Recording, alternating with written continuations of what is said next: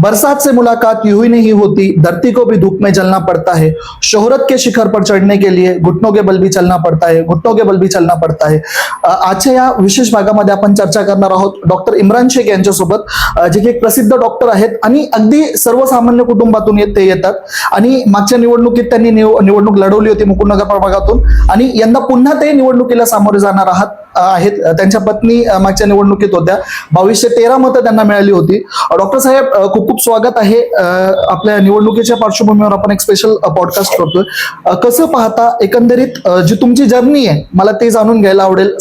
जसं मी सुरुवातीलाच बोललो की घुटनों के बल भी चलना पड़ता है, तर ही जे काही शोहरत तुम्हाला मिळाली, जे काही तुम्ही अचीव्ह केलं लाईफमध्ये, ह्याची सुरुवात कशी झाली? शाळेत तुम्ही कसे होता? मला थोडीशी तुमची पार्श्वभूमी जाणून घ्यायला आवडेल।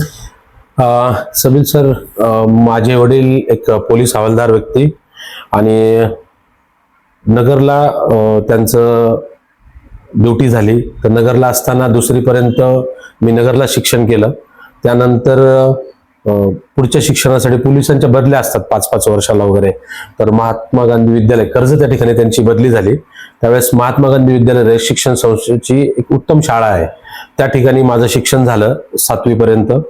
त्यानंतर परत नगरला त्यांचे ट्रान्सफर झाल्यानंतर मुकुंदनगर या ठिकाणी वास्तव्यास आलो। 92-93 ची गोष्ट आहे, त्या 94 ची गोष्ट आहे। त्यानंतर इथं शिक्षण सुरू झालं आणि मी यशवंत माध्यमिक विद्यालय, जी गाड्यांची शाळा आहे आपण असं त्याला बोलतो, तर त्या शाळेत माझं शिक्षण झालं। 10वी ची पहिली बॅच असलेली मी त्या ठिकाणी माझी बॅच होती आणि मी पहिल्यापासून शाळेत पहिला किंवा दुसरा असाच असायचो आणि वक्तृत्व असेल, शालेय स्पर्धा असतील, तर या ठिकाणी मी भाग घ्यायचो आणि मी शिक्षणात चांगला असल्यामुळे शिक्षक असो, परिसरातील विद्यार्थी असो, या सगळ्यांचा मी नेहमी लाडका असायचो। तर गाड्यांच्या शाळेबद्दल जे तुम्हाला मी आता सांगितलं, त्या ठिकाणी मला 10वीला पहिला आल्या कारणाने मला त्यांनी एक टोरो जाज म्हणून, त्यावेळेस यामाची एस्कॉर्ट कंपनीची एक गाडी असायची, लुना असायची, त्यावेळेसची 18,000 त्याची किंमत असायची, ती फार मोठी किंमत असायची आणि त्यांनी ती बक्षीस ठेवली होती। ती गाडी मला प्रथम पारितोषिक म्हणून मी शाळेत पहिला आल्या कारणाने भेटली होती। आणि आणखीन एक शाळेची आठवण आणि अचिव्हमेंट जर सांगायची झाली तर 17वे अखिल भारतीय साहित्य संमेलन नगरमध्ये झालं होतं, तर त्या ठिकाणी मला पु ल देशपांडे पुरस्कार भेटला होता काव्य वाचन स्पर्धेसाठी आणि रेसिडेन्शियलच्या ग्राउंडवर बघा ते कार्यक्रम झाला होता।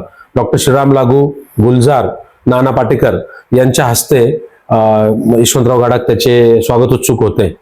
तर एक पैस म्हणून पहिलं पुस्तक त्यांनी बनवलं होतं, त्या पुस्तकाचं पहिलं एडिशन मला डॉक्टर श्रीराम लागू, गुलजार साहेब आणि नाना पाटेकर अशा एक मोठ्या मोठ्या व्यक्तींकडून मला भेटलं होतं आणि मुकुंदनगर सारख्या गाड्यांच्या शाळेतून आलेल्या विद्यार्थ्याला इतकं मोठं पारितोषिक भेटलं, तर या सगळ्या गोष्टींमुळं माझ्या शाळेत आणि परिसरात मी लाडका होतो। निश्चितच, म्हणजे अगदी शालेय जीवनापासून तुमची सुरुवात झाली होती लिडरशिपची। खरं तर आपण जर पाहिलं, थोडंसं निवडणुकीवर आपण नंतर जाऊया, थोडं जे तुमचं बॅकग्राऊंड आहे त्याबद्दल आपण बोलतोय। जर आपण पाहिलं की ज्यावेळेस शाळेमध्ये एखादा मुलगा टॉपर असतो किंवा तो प्रत्येक, जसं तुम्ही उल्लेख केलाच आहे, आणि शाळेत जेव्हा आम्ही जातो, गाड्या शाळेत आता पण भेट देतो, तुमचं नाव निघतं तिथं आज पण। तर जर आपण पाहिलं तर जे अशा पद्धतीचे विद्यार्थी असतात, पहिला किंवा दुसरा येणारे, ते इंट्रोवर्ट्स असतात, जास्त करून ते लोकांशी बोलत नाही। तर मग अशा परिस्थितीत फर्स्ट येणं आणि ज्या पद्धतीची लिडरशिप तुमच्यामध्ये क्वालिटीज आहेत त्या कशा बिल्डअप झाल्या? आणि आम्हाला एक अशी पण माहिती आहे की तुम्ही एक क्रीडाप्रेमी पण आहात, तर मग याचा स्पोर्ट्सचा रोल आहे का काही? सर, शाळेत असतानाच नेतृत्व गुण हे इनबॉर्न असतात आणि तुमचे शिक्षक, तुमचं परिसर त्याला वाव देत असतो।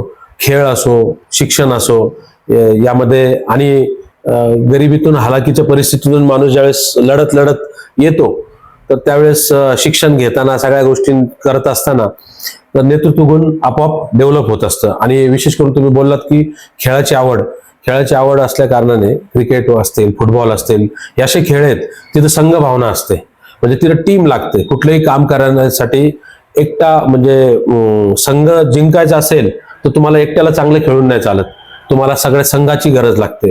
त्यामुळे संघ तुम्हाला खेळ संघ हे तुम्हाला लोकांमध्ये जाणं, लोकांकडून काम करून घेणं आणि आपला संघ जिंकवणं या ज्या गोष्टी शिकवतं, तर याला मैदानच कारणीभूत असतं. तर खेळ लिडरशिप डेव्हलप करण्यासाठी सगळ्यात मोठं माध्यम असतं आणि खेळामुळे सुद्धा आणि शिक्षणामुळे सुद्धा.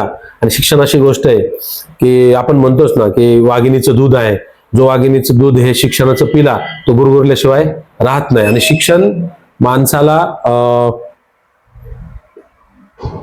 प्रगल्भ बनवतं.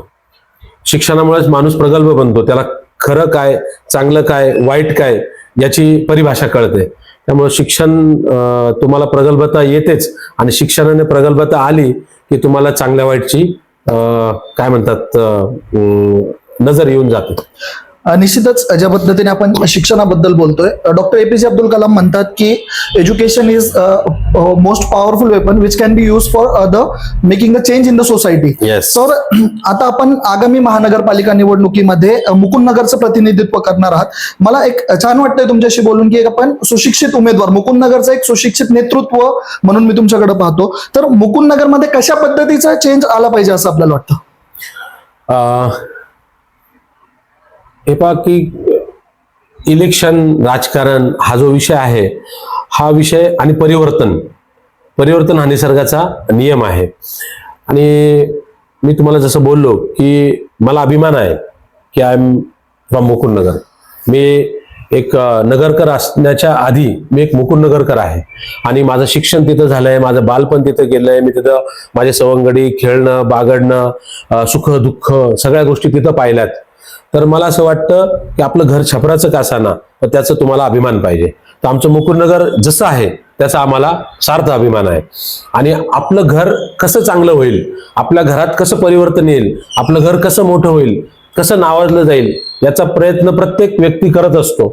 तर ज्यावेळेस मी मुकुंदनगरला पाहतो बालपणापासून आत्तापर्यंत, आता माझं वय 40 झालंय, तर या 40 वर्षाचा जो प्रवास आहे, या 40 वर्षाच्या प्रवासात ज्यावेळेस मुकुंदनगरकडे पाहतो तर मला असं वाटतं की आता परिवर्तनाची गरज आहे. आणि हे परिवर्तन जर करायचं असेल तर तुम्हाला पुढे यावं लागेल. An idea dies in a fraction of second in a close mind. म्हणजे एका बंदिस्त डोक्यामध्ये असंख्य विचार दिवसभरात येतात, पण जर ते विचार तुम्हाला इम्प्लिमेंट करायचे असतील तर तुम्हाला मैदानात यावं लागेल. घरात बसून किंवा फक्त ते विचार करून ते विचार पुढे येत नाही. आणि ही सगळी सिस्टीम असो, या बाकीच्या सगळ्या गोष्टी, तुमच्या डोक्यातले विचार जर तुम्हाला ग्राउंडवर मांडायचे असतील, लोकांमध्ये मांडायचे असतील, तर तुम्हाला एकतर प्रशासकीय अधिकारी नाही तर लोकप्रतिनिधी, हे दोनच मार्ग आहेत जे हे सिस्टीम राबवतात. जर तुम्हाला तुमचे आयडियाज लोकांमध्ये घेऊन जायचे असेल तर तुम्हाला एक तर प्रशासकीय अधिकारी बनलं पाहिजे नाही तर लोकप्रतिनिधी बनलं पाहिजे. हे माझे आयडियाज क्लिअर आहेत. त्यामुळे आता प्रशासकीय अधिकारी बनण्याची वेळ तर संपली, परंतु आता लोकप्रतिनिधी होण्याची वेळ आली आहे असं मला वाटतं. निश्चितच ज्या पद्धतीने तुम्ही मागे निवडणूक लढवली आणि मागच्या निवडणुकीमध्ये आपल्या पत्नी जे आहेत डॉक्टर शबनम शेख त्यांनी उमेदवारी केली होती. आणि आता तुम्ही कोणत्या प्रवर्गातून निवडणूक लढवणार आहात? ओपन मधून, महिला प्रवर्गातून की इतर काही? मागच्या वेळेस डॉक्टर शबनम यांनी काँग्रेसची उमेदवारी केली आणि उमेदवारी करत असताना सुद्धा मला वैयक्तिक वाटतं की आपली महिला लोकप्रतिनिधी सुद्धा अशी असावी की सर्वसाधारण सभेत जाऊन तिने स्वतःचं प्रतिनिधित्व, स्वतःच्या प्रभागाबद्दल बोललं पाहिजे. आज महिलांमध्ये आरोग्य क्षेत्रात काम करत असताना डॉक्टर शबनम जिल्ह्यामध्ये नावाजलेल्या एक डॉक्टर आहेत आणि त्यांच्याकडं ज्यावेळेस त्या मला नेहमी बोलतात की महिलांच्या सुद्धा भरपूर अडचणी आहेत. आपल्या प्रभागातील महिलांना रोजगाराच्या गोष्टी असतील, कौटुंबिक काही गोष्टी असतील, त्यांना मार्गदर्शनाच्या गोष्टी असतील, आरोग्याशी निगडीत काही गोष्टी असतील, तर फार वेळा असं वाटतं की महिलांना प्रतिनिधित्व भेटलं गेलं पाहिजे, महिलांना प्रॉपर लोकप्रतिनिधी भेटला गेला पाहिजे. तर त्याच वेळेस मग आमची चर्चा होते. तर त्याच वेळेस मी बोललो की एक चांगला उमेदवार आणि सबिल सर, शिक्षण हे फक्त उदरनिर्वाहाचं साधन नाहीये. म्हणजे तुम्ही डॉक्टर झालात, तुम्ही आज एक 70 बेडचं हॉस्पिटल उभं केलं आणि उभं करायचं असताना मायनॉरिटीमध्ये जिल्ह्यातलं सगळ्यात मोठं हॉस्पिटल माझं आहे. हे करत असताना असंख्य अडचणी आल्या. एक गरीब फॅमिलीतून आल्यानंतर एवढं मोठं हॉस्पिटल उभं करत असताना अडीअडचणींना सामोरं जावं लागतं. परंतु संघर्ष म्हणजे काय म्हणू, आपल्या रक्तात असतं. पाठीशी असलेला एक गोष्ट आहे. आणि संघर्षातून ज्यावेळेस तुम्ही एखादं काम उभं करता त्याचं समाधान पण मोठं असतं. आणि आजपर्यंत जे काही मिळवलंय ते लढून मिळवलंय. तर मला असं वाटतं की आरोग्य क्षेत्रात हे काम उभं राहिलंय. आता फक्त देवाने आम्हाला उदरनिर्वाहासाठी स्टेतो दिला, पण याचा उपयोग ही सर्व्हिस इंडस्ट्री आहे. याच्यामध्ये काम करत असताना लोकांची नाळ जुडली, लोकांचे संबंध तयार झालेत. तर लक्षात येतं की याचा उपयोग फक्त उदरनिर्वाहासाठी नाही करायला पाहिजे.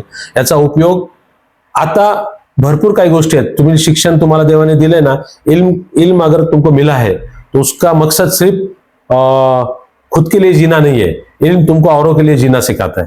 मला असं वाटतं आता वेळ आली आहे की लोकांसाठी पण जगलं पाहिजे. नाही, निश्चितच. पण तुम्ही आता कशा पद्धतीने उमेदवारी करणार आहात हा माझा प्रश्न होता, की महिला प्रवर्गातून आपण लढवतायत की ओबीसी किंवा इतर काही असं काय? मॅडम, शबनम मॅडम असो किंवा मी, आम्ही दोघांपैकी एक जण लोकप्रतिनिधी म्हणून या ठिकाणी कॉन्टेस्ट करणार आहोत. मागच्या वेळेस शबनम मॅडमला 2213 मतं पडली. तर माझी इच्छा आहे की मॅडमनी प्रतिनिधित्व करावं. आणि जनतेने ठरवायचं आहे की आता जनतेला कुठल्या प्रभागातून प्रतिनिधित्व करायचं आहे. मला तर आनंद असेल जर एक महिला प्रतिनिधी डॉक्टर शबनम सारखी जर आपल्या प्रभागातून येईल, तर हे एक अभिमानाची गोष्ट असेल. आणि जर परिस्थिती तशी येते की डॉक्टर इम्रान शेख यांनी सुद्धा पुढे यावं, तर हे मुकुंद नगरकर ठरवतील की आमच्या दोघांपैकी कोणी प्रतिनिधित्व करावं. निश्चितच ज्या पद्धतीने आपण सध्या मुकुंद नगरची परिस्थिती पाहतोय, राजकीय वातावरण चांगलं तापलेलं आपल्याला दिसतंय. एकीकडचं पॅनल फायनल झालेलं आहे, दुसरीकडचं होण्याच्या स्टेजवर आहे. तर पॅनल मध्ये जाण्यासाठी आपण काही प्रयत्न करतायत का? सबील सर, त्या ठिकाणी असलेले जेवढे उमेदवार असतील, की जेवढे लोकप्रतिनिधी आधीचे आहेत किंवा आताचे आहेत, मला असं वाटतं हा लोकशाहीचा उत्सव आहे. या लोकशाहीच्या उत्सवामध्ये आपली दावेदारी टाकणं हे काही नकारात्मक गोष्ट नाही. आपली दावेदारी टाकली पाहिजे. मला असं वाटतं की मी चांगलं नेतृत्व प्रभागाला देऊ शकतो. आतापर्यंतच्या नेतृत्वाला जेवढं काही जमलं किंवा त्यांनी जेवढं काही केलं त्याच्यापेक्षा बेटर मी प्रतिनिधित्व करू शकतो, मी बेटर नेतृत्व करू शकतो. यासाठी मी उमेदवारी टाकतोय. आणि मला असं वाटतं की लोकांकडं चॉईसेस हव्यात, की तुमच्याकडे गुड हवे, तुमच्याकडे बेटर हवं, तुमच्याकडे बेस्ट हवं, चांगल्यापेक्षा उत्तम, उत्तमापेक्षा अतिउत्तम हे लोकांकडे हवं. आता लोकांनी ठरवायचं आहे. आणि लोकांच्या न्यायालयात आपण जावं आणि लोकांनी ठरवावं की आमच्यासाठी चांगलं काय आहे. आता मी तुम्हाला सांगितलंय, शिक्षण असो किंवा समाज भान असो, लोकांना भान आहे की आपल्यासाठी चांगलं काय, आपल्यासाठी वाईट काय. मागच्या वेळेस सुद्धा आम्ही उमेदवारी केली. मला वैयक्तिक कोणाबद्दल हेवे दावे नाही आहेत, वैयक्तिक कोणाबद्दल काही भांडण नाहीये. हा वैचारिक विरोध आहे, हे वैचारिक भांडण आहे की आम्ही इतरांपेक्षा बेटर आहे. हेच लोकशाहीत हेच अपेक्षित आहे. एखादं चांगलं असेल. इतर ठिकाणी बघा, माझे काही मित्र आहेत, जसं आपण भोसले आखाड्याचं एक उदाहरण आहे.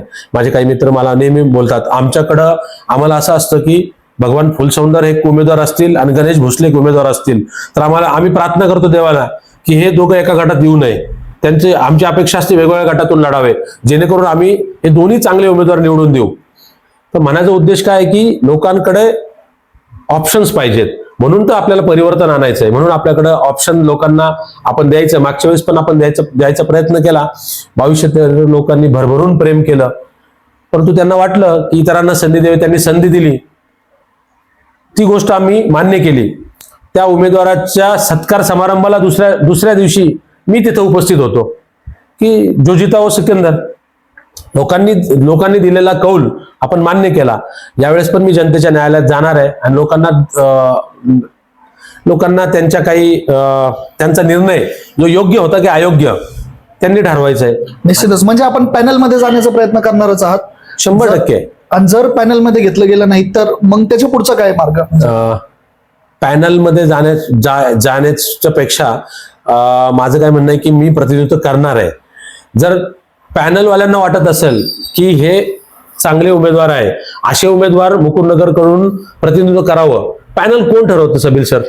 पॅनल जनता ठरवते ना, पॅनल पक्ष ठरवतात ना, पॅनल समाजातील समजदार लोक ठरवणार आहेत ना. तर त्या लोकांनी विचार करावा. आणि जर त्या पॅनलमध्ये जाणं नाही झालं तर आम्ही आमची उमेदवारी टाकणार. वेळप्रसंगी आम्ही आमचा परिवर्तनाचा वेगळा पॅनल सुद्धा द्यायची वेळ आली तर त्याला आम्ही मागे पुढे पागणार नाही. निश्चितच जर पॅनलमध्ये जागा मिळाली तर ठीक आहे, नाही मिळाली तर आम्ही एक वेगळा पॅनल म्हणजे मुकुंदनगरला तिसरा पॅनल सुद्धा मिळू शकतो याची देखील शक्यता व्यक्त या ठिकाणी डॉक्टर साहेबांनी केलेली आहे. डॉक्टर साहेब, जशा पद्धतीने मागे तुम्ही प्रतिनिधित्व केलं, 5 वर्षात मुकुंदनगर बदललंय, शहर बदललंय, शहरातील प्रश्न बदललेत. आता मला एक सांगा की आगामी महानगरपालिका निवडणुकीकडे तुम्ही पाहत असताना मुकुंदनगर मधील 5 मोठ्या समस्या कोणत्या तुम्हाला वाटतात? समीर सर बघा, चौथीत आपण शिकलोय ग्रामपंचायतीची कामे, महानगरपालिकेची कामे. ही जी कामे असतात, आज 75 वर्षापासून देशाच्या इलेक्शन असो, म्हणजे देशाच्या निवडणुका असो, राज्याच्या निवडणुका असो की महानगरपालिकेच्या निवडणुका असो, आपण रस्ते, पाणी, वीज याच्यावरच अजून पण लढत बसलोय. तर मला काय वाटतं, प्रशासन असो किंवा लोकप्रतिनिधी असो, यांचं कामच आहे पाणी वेळेवर येणं, चांगले रस्ते देणं, लाईट सुविधा व्यवस्थित देणं. हे तर होतच राहणार आहे आणि हे मिळालंच पाहिजे. ऍक्च्युली लोकांना प्रबोधनाची गरज आहे. मला असं वाटतं की जे मूलभूत हक्क आहेत आणि आपले कर्तव्य काय आहेत हे लोकांनी जाणलं पाहिजे. हे हक्क आहेत आपले, आपल्याला चांगले रस्ते, वीज, पाणी हे भेटणं आपला हक्क आहे आणि त्या हक्काबरोबर आपले काही कर्तव्य सुद्धा आहेत, त्या सुद्धा आपल्याला माहीत पडल्या पाहिजेत.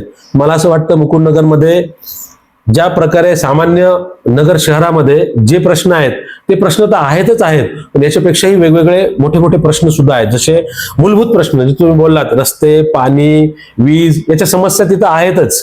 या तुम्हाला द्यायलाच पाहिजे. प्रशासन आणि सामान्य लोकांच्या असणाऱ्या गरजा याच्यामधला दुवा जोर कोण असतो, तो असतो नगरसेवक किंवा लोकप्रतिनिधी. हा सेवक असतो, हा काय त्या प्रभागाचा मालक नसतो. त्या सेवकाचं काम काय आहे, त्याचं एक मध्यस्थीचं काम आहे की मी लोकांना या सुविधा कशा मिळवून देईल. याच्यात कुठं अडचण येत असेल तर प्रशासनाशी बोलून, त्यांच्याशी विचारविनिमय करून, वेळप्रसंगी त्यांच्याशी भांडून, प्रत्येक गोष्टीला भांडणच लागत नाही. तुम्ही प्रशासन त्याच्यासाठीच बसलंय. प्रशासनाचा पाठपुरावा सगळ्यात महत्वाची गोष्ट आहे.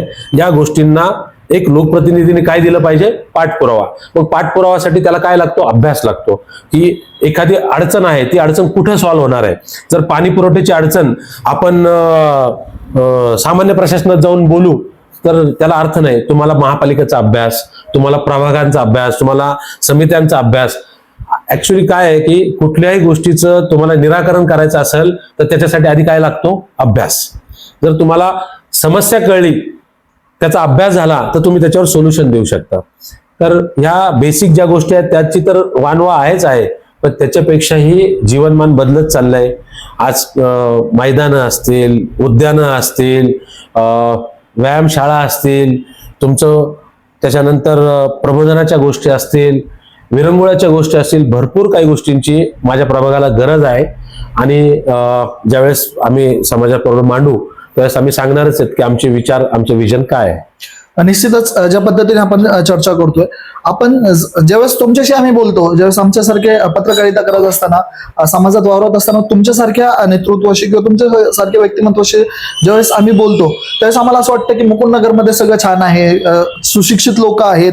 आणि हे सगळं असताना जसं तुम्ही सांगितलंय मागं पण की बोलताना की सगळं चांगलं आहे. आपल्या मुकुंदनगरमध्ये समाज कल्याण अधिकारी आहेत, MPSC, UPSC, CA आणि प्रत्येक प्रकारचे लोक आपल्या मुकुंदनगरमध्ये जे की त्यांचं स्टँडर्ड ऑफ लिव्हिंग चांगलं आहे, जे एका चांगल्या पद्धतीने जीवन जगतायत किंवा चांगल्या पोस्टवरती त्यांनी स्ट्रगल करून ती पोस्ट मिळवली. तुमच्यासारखे डॉक्टर्स आहेत, शिक्षक आहेत, प्रोफेसर्स आहेत.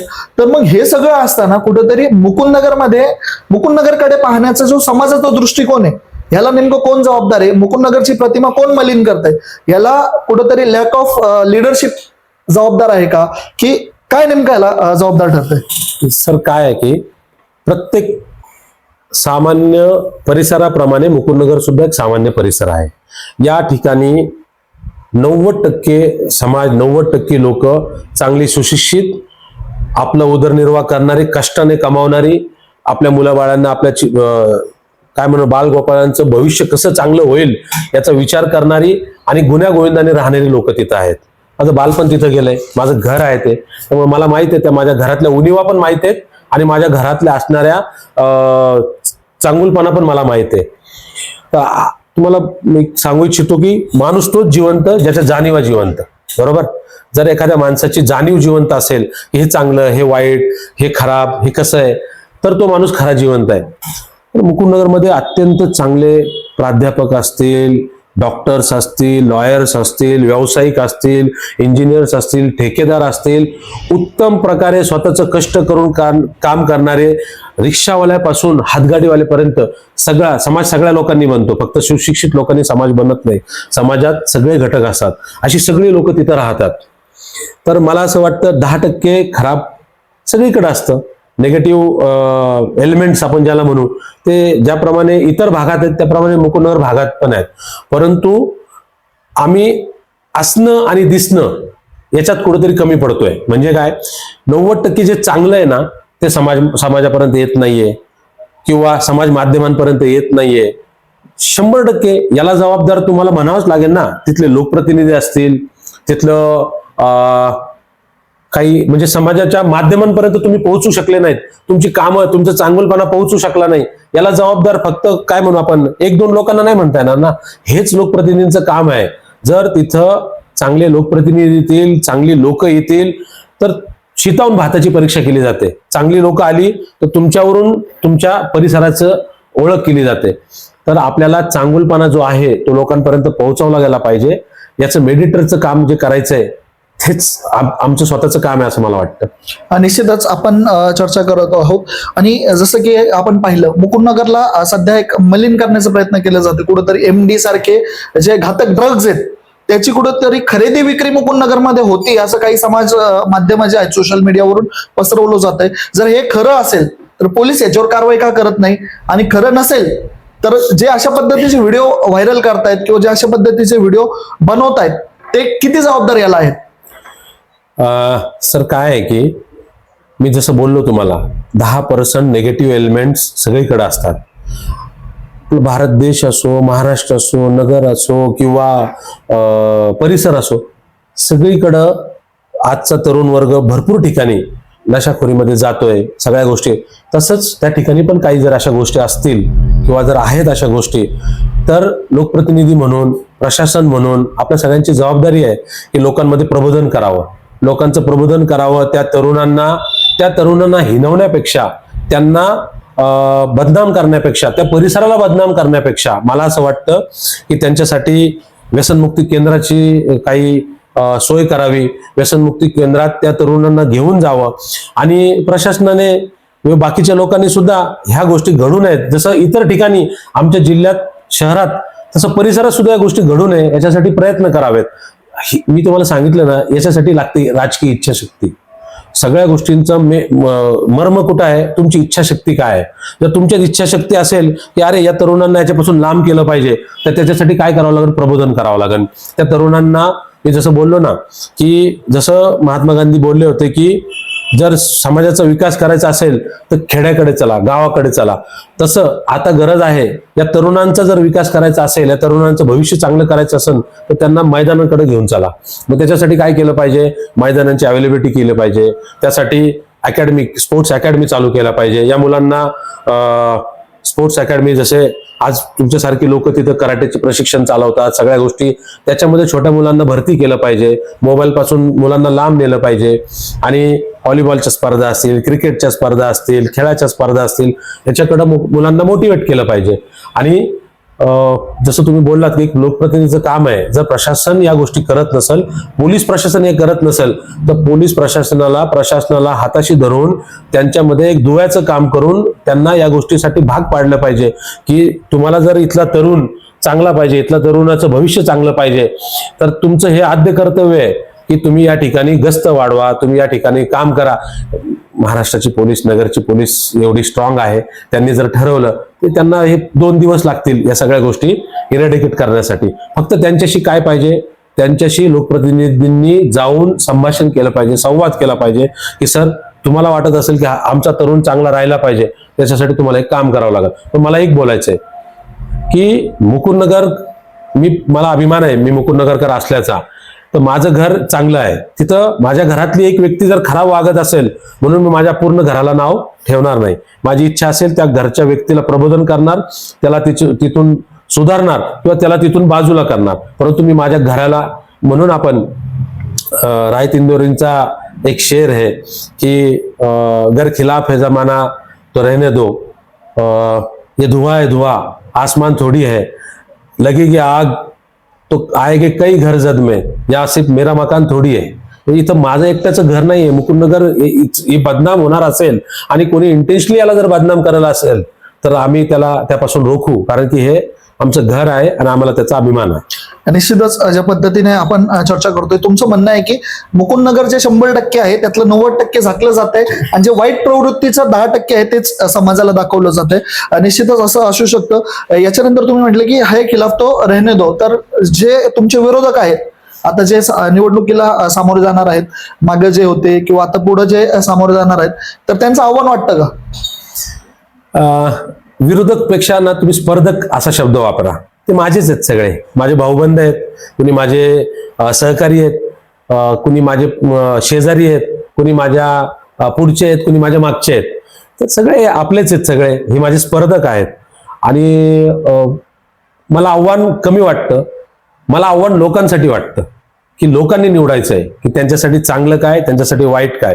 मी मागच्या वेळेस सुद्धा आम्ही जनतेचा कौल मान्य केला आणि जनतेने पाहिलं की त्यांचा कौल देऊन त्यांचा काय फायदा झाला आणि काय तोटा झाला. तर मला असं वाटतं की आता आव्हान जनतेसाठी आहे, आव्हान मुकुंदनगरकरांसाठी आहे की त्यांनी त्यांचं भविष्य ठरवायचं आहे. आम्ही हा लढा जो देतोय हा मला असं वाटतं मी माझ्या जनतेसाठी, माझ्या मुकुंदनगरकरांसाठी देतोय. तर ही वेळ त्यांची आहे की हे आव्हान त्यांना काय, त्यांना हे आव्हान त्यांनी कसं उभं करायचंय हे त्यांच्यासाठी ही वेळ आहे. निश्चितच या ठिकाणी आपण चर्चा करतोय, वेगवेगळ्या मुद्द्यांवरती आपण चर्चा केली, विकास झालं आणि तुम्ही मी पाहिलं की संपूर्ण चर्चेमध्ये सुशिक्षित आहात तुम्ही, की तुम्ही विरोधकांवरती किंवा कोणावरही थेट टीका करणं तुम्ही टाळतायत. तर शेवटच्या प्रश्नाकडे आपण जाऊयात. आता मुकुंदनगरची जनता तुम्हाला पाहतीये, पूर्ण नगर शहर तुम्हाला पाहतोय, तर मुकुंदनगरकरांना काय संदेश द्याल आपल्या चॅनलच्या माध्यमातून? मी मुकुंदनगरकरांसाठी या मुलाखतीतून किंवा आपल्या मार्फत एक संदेश देऊ इच्छितो की बघा, शिक्षण हे घेतल्यानंतर फक्त शिक्षणाची गरज तुमच्या उदरनिर्वाहासाठी नसून आपण समाजाचं देणं लागतो या भावनेने आम्ही समाजापुढे येतोय. आणि आता परिवर्तनाची वेळ आली आहे आणि आता जागृत होण्याची वेळ आली आहे. जर तुम्हाला परिवर्तन घडवायचंय, जर तुम्हाला जागृत व्हायचंय की तुम्ही पण अगर जिंदा हो तो जिंदा नजर आना भी जरुरी आहे, तर तुम्ही या महानगरपालिका इलेक्शनमध्ये तुम्ही जिवंत असल्याचं काय म्हणूया त्याला एक उदाहरण किंवा तुम्ही जिवंत असल्याचं एक नजारा तुम्ही द्यावा. आणि जनतेने आता ठरवावं की आपल्याला प्रतिनिधित्व करणारे लोक मुकुंदनगरकरांमधून कसे असावेत. तर प्रत्येक मुकुंदनगरकरांना माझी या मुलाखतीमार्फत एक विनवणी आहे की तुम्ही ठरवा की आपल्या मुलांचं भविष्य आपल्याला ठरवायचं आहे. जर तुम्हाला वाटत असेल की आपण जे भविष्य ठरवायचंय त्या भविष्यामध्ये आपलं एक मत असो किंवा आपला एक निर्णय असो हे महत्वाचं ठरेल, तर तुम्हाला ही मोठी संधी आहे. आणि ही संधी उपलब्ध करण्यासाठी आणि एक परिवर्तनाची लाट या ठिकाणी उभी करण्यासाठी आम्ही तुम्हा सर्वांसमोर येतोय. तर तुम्ही याचा नक्की विचार करावा. निश्चितच आज आपण डॉक्टर इम्रान शेख, जे की एक सुशिक्षित मुस्लिम नेतृत्व आहेत, मुकुंदनगरचं नेतृत्व ते करण्यासाठी सज्ज झालेले आहेत आणि आता आगामी महानगरपालिका निवडणुकीत ते निवडणुकीला सामोरे जाणार आहेत. तर निश्चितच डॉक्टर इम्रान शेख यांनी तुम्हाला हाक दिली आहे. आता तुम्ही त्या हाकेला साथ देणार का, हा प्रश्न सध्या डॉक्टर इम्रान शेख तुम्हाला विचारतात आणि याचं उत्तर तुम्ही कमेंट बॉक्समध्ये नक्की आम्हाला कळवा. आणि हा व्हिडिओ तुम्हाला कसं वाटला ते आम्हाला कमेंट बॉक्समध्ये नक्की कळवा आणि या व्हिडिओला जास्तीत जास्त शेअर करायला विसरू नका. थँक्यू.